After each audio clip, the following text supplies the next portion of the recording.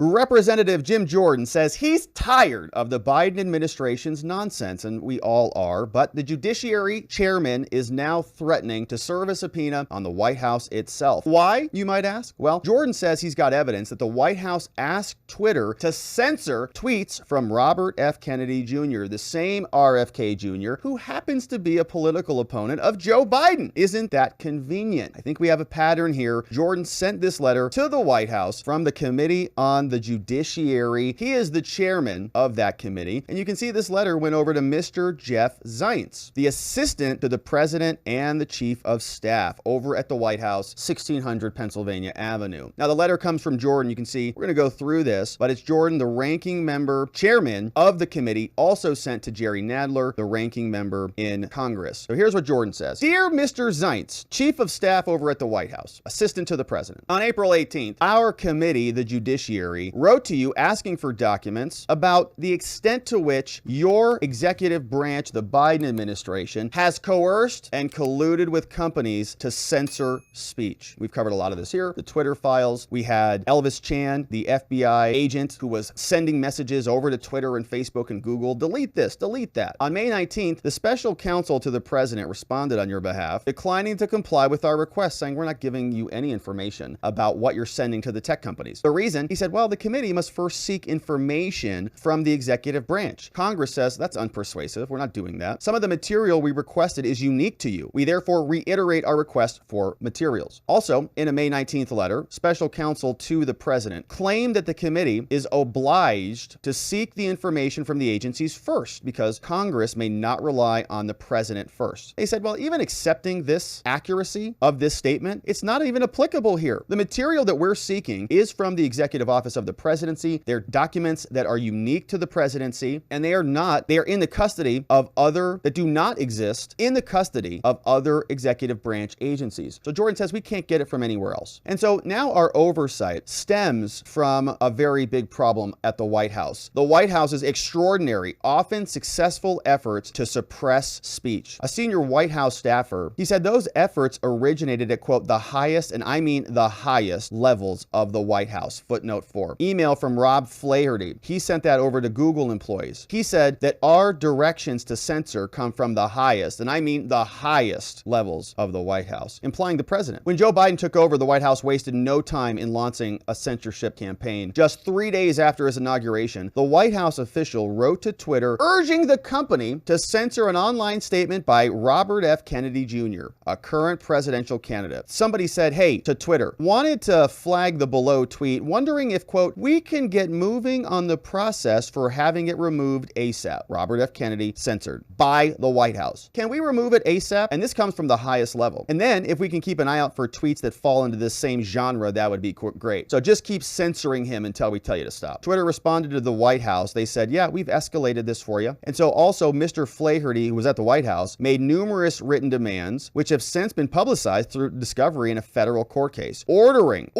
the White House companies to remove content that he believes stoked vaccine hesitancy. Rob Flaherty. On more than one occasion, the company's employees responded that they were changing their policies or escalating enforcement of existing policies in order to appease the White House, right? Because you don't want to anger the White House. Companies removed specific individual accounts from Facebook following their demands, including those belonging to Mr. Kennedy, actually removed Alex Berenson and others. Flaherty represented to companies that President Biden himself was driving these demands. After accusing YouTubes of, quote, funneling people into hesitancy by inadequately censoring material, Flaherty, who's not elected, he's working for Joe, remarked to Google that his concern was, quote, shared at the highest, and I mean highest levels of the White House. So maybe he was working for Joe directly, prompting the company to respond that Google was working to address your concerns because they don't want to anger the White House. Flaherty's characterizations of Biden's involvement are consistent with other accusations. They said that this disinformation was killing people. You're killing grandma by not adequately censoring Americans. Jen Psaki openly boasted that the administration was in regular touch with social media companies, telling them which accounts to remove. Now, in short, they say there's already extensive evidence the White House played a unique role in this censorship, and based on this evidence, and in light of your executive office of the presidency's unique position to have access to this material, we want it. And so the committee, in order to do our job, renew our requests sent in our previous letter. We ask for your voluntary compliance by June 29th. And we want to know if this is still going on. Robert F. Kennedy, of course, was censored. He's back on Twitter. Thank you, Elon. But he's also running against Joe Biden for the presidency in the primary. And he's doing pretty good. So it seems like if this is still happening and the White House really doesn't want to talk about it, Joe Biden is censoring another one of his political opponents. They've already done that with Donald Trump. All of the tech companies threw him off the platform, very similar to what's happening here. And now Joe Biden is prosecuting his main political opponent, and there's questions about whether he's censoring another primary opponent. Same pattern, because when you have wannabe dictators morphing into dictators, this is the type of stuff they do. It says, please be advised that the committee may be forced to resort to compulsory process. We have the authority to conduct review and address civil liberties that are being violated. But in order to do this, we must first determine and understand how and to what extent the executive branch weaponized the federal government to investigate issues related to civil liberties, violating it because they just want to win elections. Jim Jordan says, if you have any questions, let us know. Give us a phone call. Otherwise, we appreciate your prompt attention to this matter. Sincerely, your friend, Jim Jordan. And this is a big problem. This is one of those things that is still under the radar. We know via the Twitter files, and we know via the litigation taking place out of Missouri and Louisiana about big tech censorship and all of their collusion. We've got enough evidence now that we know it happened majorly. And it's a big problem. Every time somebody puts a yard sign out in front of their house, people drive by, it raises awareness and attention. If you could go and remove, I don't know, 20% of your opponent's yard signs from the yards, that might have an impact in the election. That's in the physical world. But now we're talking about the digital world. And you can remove yard signs very easily. You can have people not even know they're gone. You just post your yard sign, your tweets, your videos, your stories, your Instagrams, your Facebook, even just text posts. All of those can be suppressed without you even really knowing it. Being shadow banned, being removed, and that suppresses your opposition. And this has been the pattern, in my opinion, very responsible for the 2020 election, because people didn't get to hear from their side as much because all of the tech platforms were censoring